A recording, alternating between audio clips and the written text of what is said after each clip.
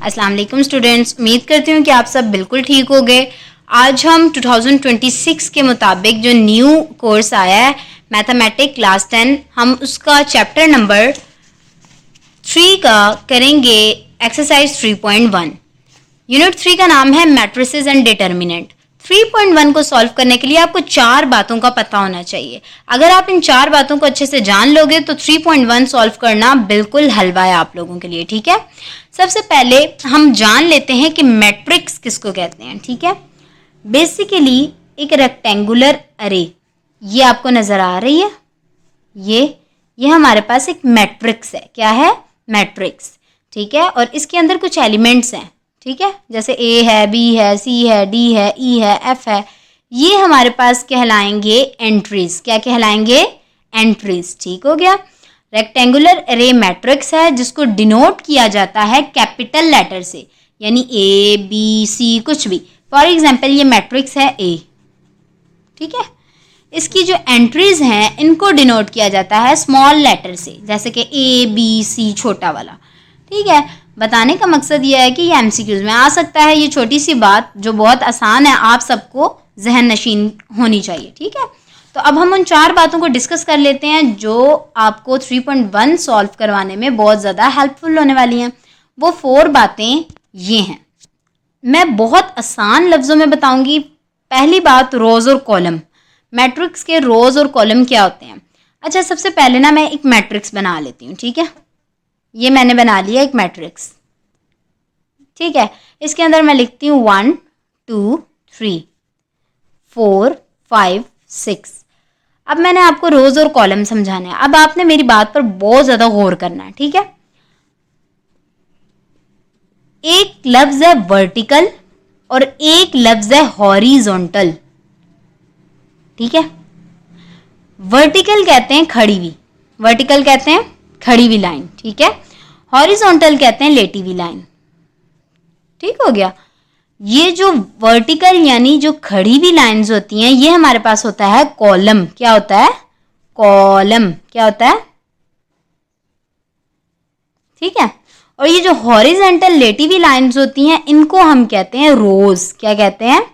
रोज। ये 2 बातें आपको याद होनी चाहिए। फिजिक्स में काम आता है वर्टिकल हॉरिजॉन्टल, मैथ में है वर्टिकल हॉरिजॉन्टल। वर्टिकल क्या होता है? खड़ी हुई लाइन, हॉरिजॉन्टल होती है लेटी हुई लाइन। जैसे ये वाली लाइंस जो रजिस्टर की हैं ये है हॉरिजॉन्टल। ठीक है, और ये जो अगर मैं यूं करके स्केल से ड्रॉ करूंगी तो वो होगी वर्टिकल। वर्टिकल कहते हैं कॉलम, हॉरिजॉन्टल रोज। चलो ये देखो, इसमें ये खड़ी हुई लाइन है और ये भी, ये 2 हमारे पास है कॉलम। ये एक कॉलम है, ये दूसरा कॉलम है। ठीक है, अब लेटे में डिस्कस करते हैं। देखो ये जैसे कि एक लेटी हुई लाइन जा रही है, एक लाइन, ये दूसरी लाइन, ये हो गई तीसरी लाइन। ठीक है, ये R1 है यानी रो 1, ये रो 2, ये रो 3। मतलब बच्चों इसमें क्या हुआ है? इसमें 2 कॉलम है और कितनी रोज है? 3 रोज है। ठीक है, इसी तरह एक और एग्जांपल अगर डिस्कस कर लें, ABCD, तो सबसे पहले हम कॉलम देख लें। तो ये खड़ा हुआ, ये खड़ी हुई लाइन 2 है, कॉलम 1 कॉलम 2। अब इधर लेटी हुई लाइन को डिस्कस करें तो 1 और ये 2 यानी रो 1 रो 2। उम्मीद करती हूँ कि पहली बात आप लोगों को बहुत अच्छे से समझ आ चुकी होगी।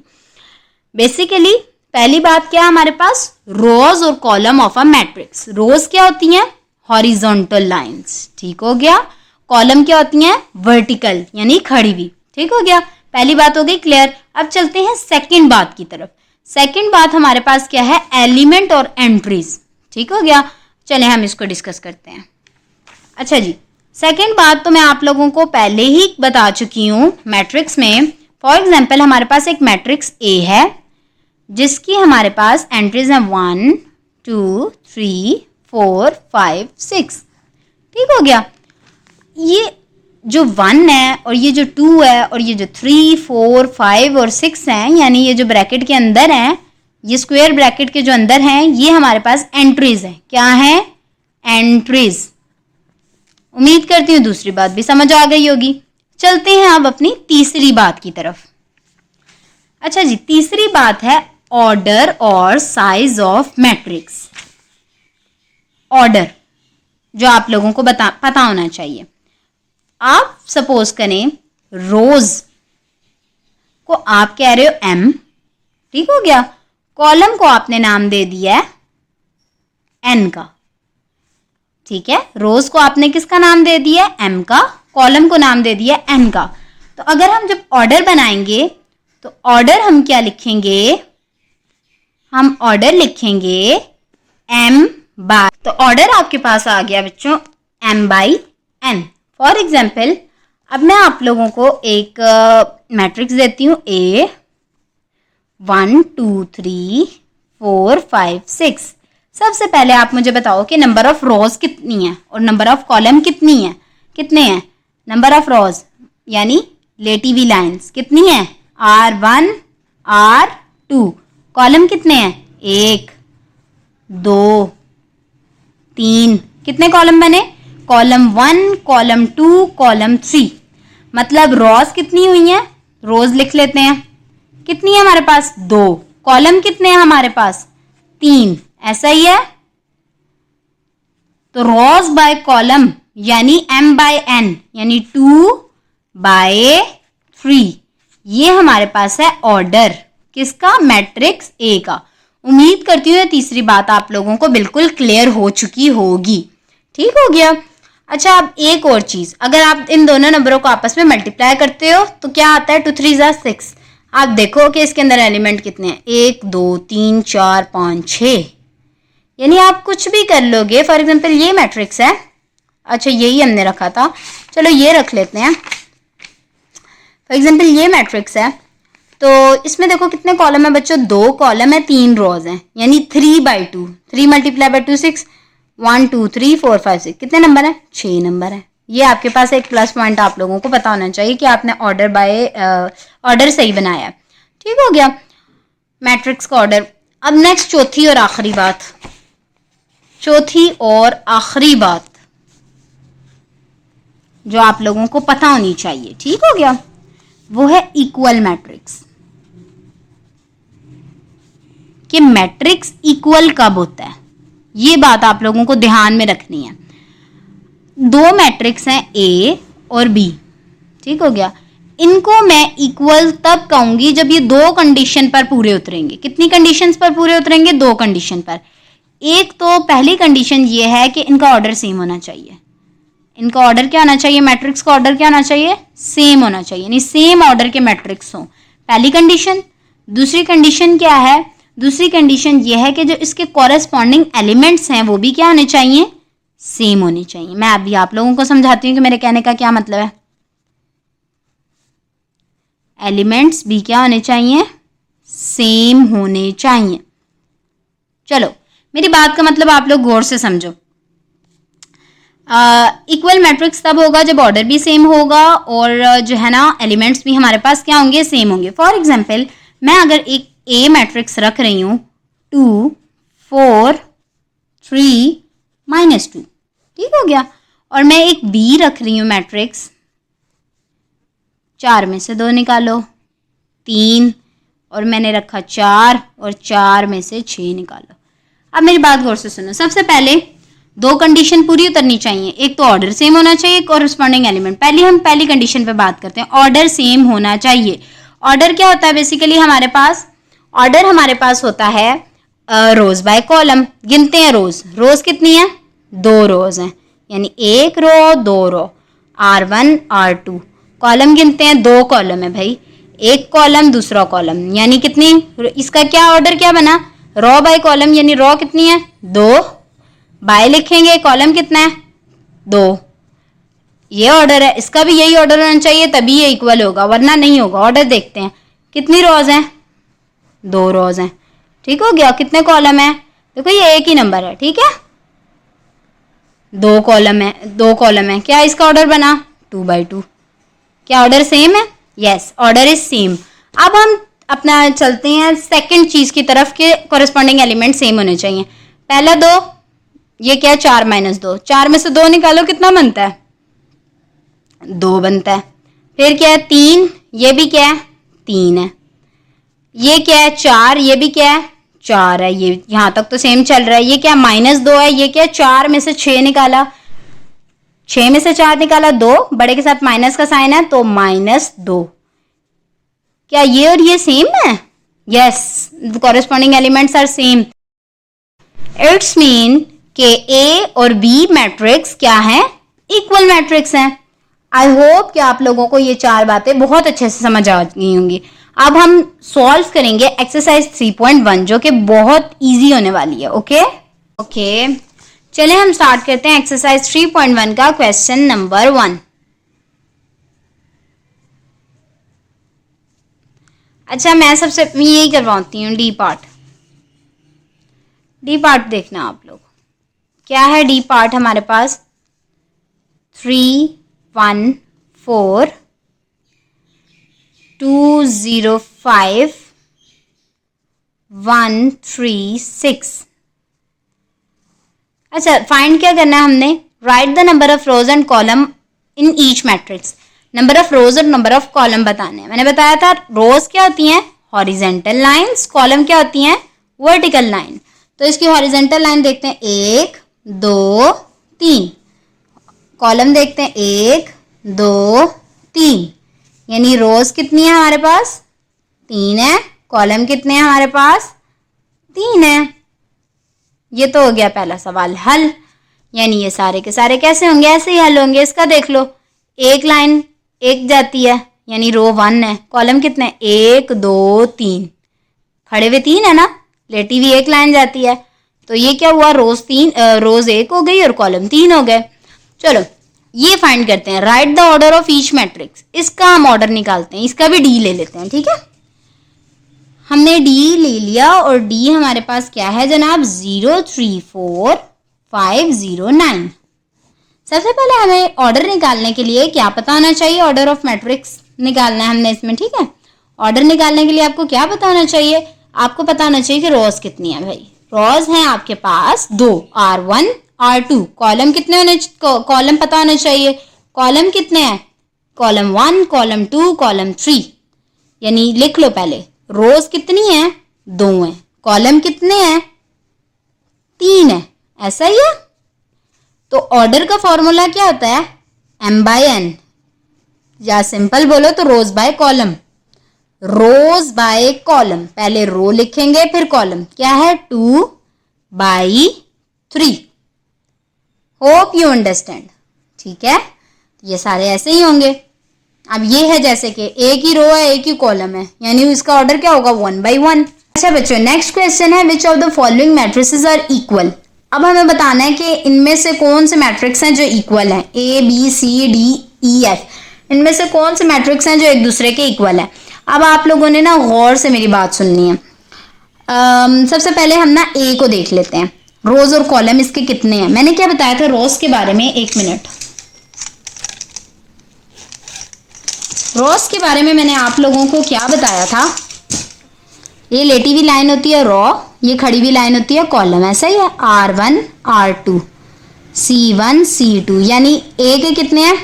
इसका ऑर्डर बना लेते हैं इधर 2/2। ठीक हो गया। अब इसका ऑर्डर बना लेते हैं। 2 रोज हैं, ठीक है, R1 R2 और एक ही कॉलम है, यानी इसका क्या बना? 2/1। इसका बना लेते हैं। अब ये देखो 1 2 3, 3 रो हो गई, R2 R3। ठीक हो गया। कॉलम देखते हैं 1 2, 2 कॉलम हो गए। ठीक है बच्चों, आप लोग ये ना समझना 2 अलग नंबर है 3 अलग नंबर, नहीं। 2 3 से मल्टीप्लाई हो रहा है, ये एक ही नंबर है। 2 - 1 ये एक ही नंबर है। ठीक है, इनके दरमियान साइन आ गया तो मतलब ये एक ही है। 2 3 से 6, बात समझ रहे हो तुम लोग? तो इसका क्या ऑर्डर बना? 3 रॉज बाय कॉलम ना, यानी रॉ 3 है ना, 3 बाय कॉलम 2 है, 3/2। अब डी का भी जल्दी जल्दी बना लेते हैं। क्या है ये?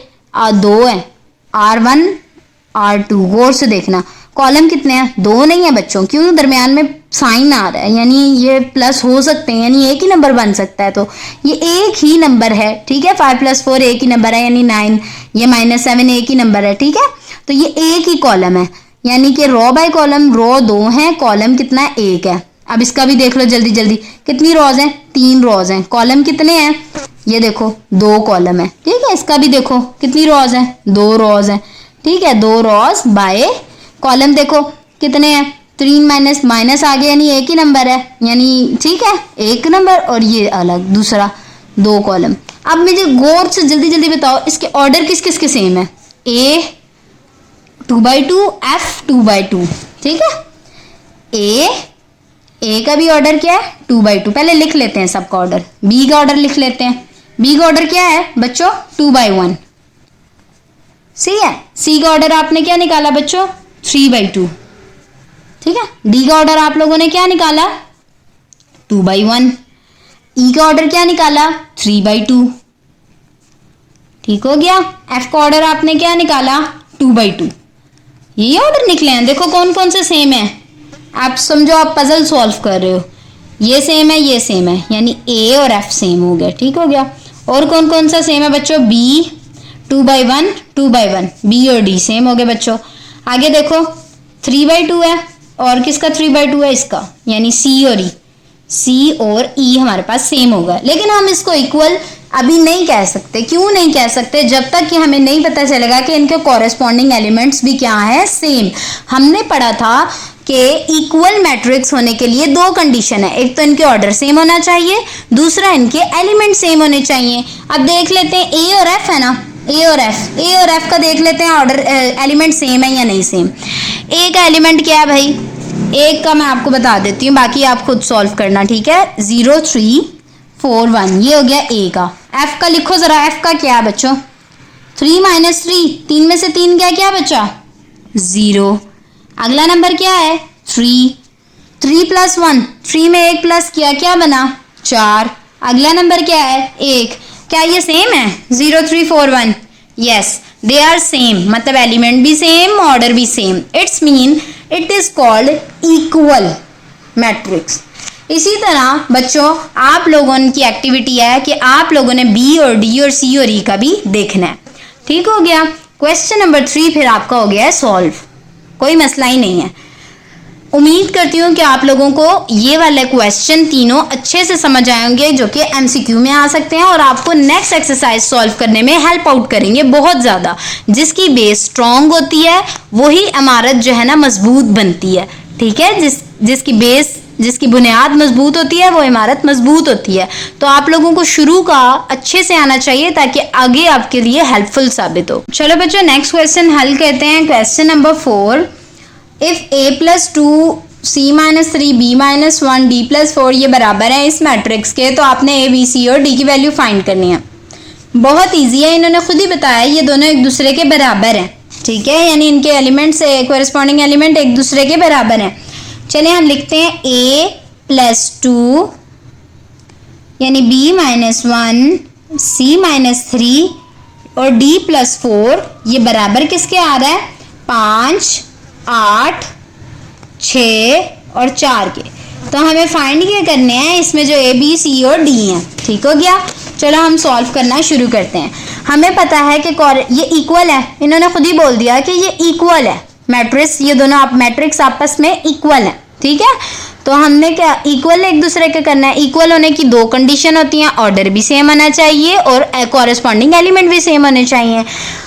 अब ये उन्होंने खुद बोला है कि ये इक्वल है, इट्स मीन कि इनके कॉरेस्पॉन्डिंग एलिमेंट्स इक्वल हैं। जैसे कि ये a + 2 है ना, ये किसके बराबर हो जाएगा शुरू में 5 के बराबर हो जाएगा। 3 लाइनें छोड़ दो बच्चों, आगे चलो। ये क्या है b - 1, ये किसके बराबर हो जाएगा अपने कॉरेस्पॉन्डिंग एलिमेंट के, यानी इसके नीचे यही आता है, इसके नीचे ये है तो इसके नीचे ये है, यानी ये 6 के बराबर हो जाएगा। फिर 3 लाइनें छोड़ दो बच्चों, फिर c - 3 है, ये किसके बराबर होगा तीसरे वाला, ये 8 के बराबर हो जाएगा, ठीक हो गया। फिर 3 लाइनें छोड़ दो, फिर क्या है d + 4, ये किसके बराबर हो जाएगा चौथे के, यानी वो क्या लिखा हुआ है 4 लिखा हुआ है। चलो सॉल्व करना शुरू करते हैं। बहुत बेसिक चीज़ है, a निकालना है, प्लस का 2 है इज इक्वल टू के इस तरफ जाकर माइनस का 2 हो जाएगा। 5 में से 2 गया 3, यानी a आ गया 3। नेक्स्ट करते हैं, b निकालना है, b को अलग छोड़ेंगे, माइनस का 1 है, इधर जाके प्लस का 1 हो जाएगा तो b = 7। नेक्स्ट सिंपल, c है, इसको अकेला छोड़ना है, 3 के साथ माइनस है इज इक्वल टू के इस तरफ जाके प्लस हो जाएगा, यानी 8 + 3 बन जाएगा 11। So simple. d है, प्लस का 4 है साथ, इसको अकेला छोड़ना है d को, 4 इधर जाकर प्लस का था, इधर आकर माइनस हो गया तो बराबर आ गया 0 के। ए भी निकल गया, बी भी निकल गया, सी भी निकल गया, डी भी निकल गया। ठीक हो गया। कितना आसानी से हमने क्वेश्चन नंबर 4 को कर लिया है हल। उम्मीद करती हूँ ये वाला क्वेश्चन आप लोगों को समझ आया होगा। अब चलते हैं हम क्वेश्चन नंबर 5 की जानिब। क्वेश्चन नंबर 5 को सेम करने का हल करने का कोई डिफरेंट तरीका नहीं है। सेम टू प्रोसेस से हम इसको हल करेंगे। पहले हम क्वेश्चन लिख लेते हैं, बहुत जल्दी जल्दी लिखेंगे ताकि ना आपका टाइम वेस्ट हो और आप लोग जल्दी से सीख भी सको। ठीक हो गया। 7 4 5 इन्होंने क्या बोला कि ये बराबर है, ये दोनों मैट्रिक्स एक दूसरे के बराबर हैं और आपने एक्स और वाई की वैल्यू फाइंड करनी है। बराबर है मतलब इनके कॉरेस्पॉन्डिंग एलिमेंट्स बराबर हैं, यानी कि 2x + 1 बराबर को कर देंगे हम। ये शुरू में है, ये 9 के बराबर हो जाएगा। ठीक हो गया। ये 4 है, ये 4 है, लिखने की ज़रूरत ही नहीं है, खुद ही दिया हुआ है, हमें मतलब नहीं है। 7 है, 7 है, लिखने की ज़रूरत ही नहीं है। ठीक है कि खुद ही दिया हुआ है। ये क्या है 5 और y, यानी y बराबर आ गया 5 के। ये तो हमें निकालना भी नहीं पड़ा और खुद ब खुद ही निकल गया। समझ आ गई। हमने ये निकालना है बेसिकली 2x, सबसे पहले x को अकेला छोड़ेंगे, प्लस का 1 है, इधर आकर किसका हो जाएगा माइनस का 1 हो जाएगा। तो क्या बनेगा हमारे पास 9 में से 1 गया, क्या बचा 8। हमें 2x की वैल्यू तो नहीं चाहिए, हमें तो 1x की वैल्यू चाहिए। x और 2 का आपस में क्या ताल्लुक है, इधर ये एक दूसरे से क्या हो रहे हैं मल्टीप्लाई हो रहे हैं। ठीक हो गया। तो हमने x को अकेला छोड़ना है ना, तो हम क्या करेंगे, x को अकेला छोड़ दिया, 2 मल्टीप्लाई हो रहा है, 2 इधर आकर क्या हो जाएगा 8 के साथ डिवाइड हो जाएगा। मल्टीप्लाई होता है तो इज इक्वल टू के इस तरफ आकर डिवाइड हो जाता है, प्लस होता है तो इज इक्वल टू के इस तरफ आकर माइनस हो जाता है। 2 1 बार 2, 2 4 बार 8, यानी x की वैल्यू हमारे पास आ गई 4। किसी को कोई मसला और कोई कंफ्यूजन? अगर किसी को कोई मसला है तो पीछे जाके जो है ना देख लें, जो मैंने समझाया है उसमें क्या बता आपको ये वाला सवाल हेल्पफुल साबित हो कि इक्वल सेट का मतलब यही होता है कि उसके कॉरेस्पॉन्डिंग एलिमेंट्स इक्वल होते हैं, यानी ये बराबर है इसके, ये इसके, ये इसके, ये इसके। ठीक है, सवाल में खुद ही हमें दे दिया ना कि ये इक्वल है। चलें सवाल नंबर 6 की जानिब बढ़ते हैं। सवाल नंबर 6 करवाती हूँ जो कि बहुत ही आसान है। ठीक हो गया। a + b 3b + 2। अच्छा, इसमें भी सेम वही बात मैं कहूँगी, कॉरेस्पॉन्डिंग एलिमेंट सेम है, हम इनको बराबर में करके लिखेंगे और फिर हम सॉल्व करना अपना शुरू करेंगे। ठीक है, मैथ्स में सारे रूल बराबर, इसमें भी निकालनी है ABCD की वैल्यू। सबसे पहले हम कॉरेस्पॉन्डिंग एलिमेंट को बराबर करके लिख लेते हैं। a + b है, किसके बराबर है 10 के बराबर है। फिर लाइनें छोड़ दो आप लोग ज़्यादा सी। ठीक हो गया। चलो आगे कर, इधर दरमियान में यूं करते हैं ताकि पेज भी बचे। ठीक है, 3b + 2, 3b + 2 बराबर किसके आएगा बच्चों, गौर से देखो 11 के। ठीक हो गया। आगे देखते हैं 2d - 1, 2d - 1 किसके बच्चों इक्वल आना चाहिए, इसके कॉरेस्पॉन्डिंग एलिमेंट के, यानी 5 के। ठीक हो गया। ये नीचे वाला 4 है जो बराबर किसके आना चाहिए c के। c की वैल्यू भाई खुद ब खुद आ गई हमारे पास, निकालने की जरूरत ही नहीं पड़ी, c अकेला है। अब तुम लोगों ने निकालना है बाकी की वैल्यू। चलो इधर देखते हैं 2d माइनस का 1 इधर आकर किसका हो गया प्लस का 1, 2d बराबर आ गया 6 के। d 2 से मल्टीप्लाई हो रहा है, d को अलग छोड़ना है, 2 मल्टीप्लाई इधर आकर क्या हो जाएगा डिवाइड हो जाएगा, 2 1 = 2, 2 3 = 6, यानी d भी आ गया हमारे पास 3। ठीक हो गया। अब b निकाल लेते हैं। 3b प्लस का 2 इधर आकर किसका हो गया माइनस का 2, 3b बराबर आ गया 9 के। b 3 मल्टीप्लाई हो रहा है, इधर आकर क्या हो जाएगा डिवाइड हो जाएगा, 3 1 = 3, 3 3 = 9। b भी हमारे पास क्या आ गया 3 आ गया। अब इसको देख लेते हैं बच्चों, a + b है, a है प्लस b अभी निकाला हमने, देखो b क्या निकाला हमने, b निकाला हमने 3, तो हम यहां पर क्या पुट करेंगे b की जगह 3, प्लस का था इधर आकर माइनस का हुआ, तो a हमारे पास आ गया 7। कोई मसला कोई परेशानी? ठीक हो गया काम। चलो आगे स्टार्ट करते हैं। क्वेश्चन नंबर 7 को भी जल्दी जल्दी हल कर लेते हैं। ठीक है, ताकि आपको कोई कंफ्यूजन बाकी ना रहे। p प्लस क्यू 11, 5, p माइनस 2q,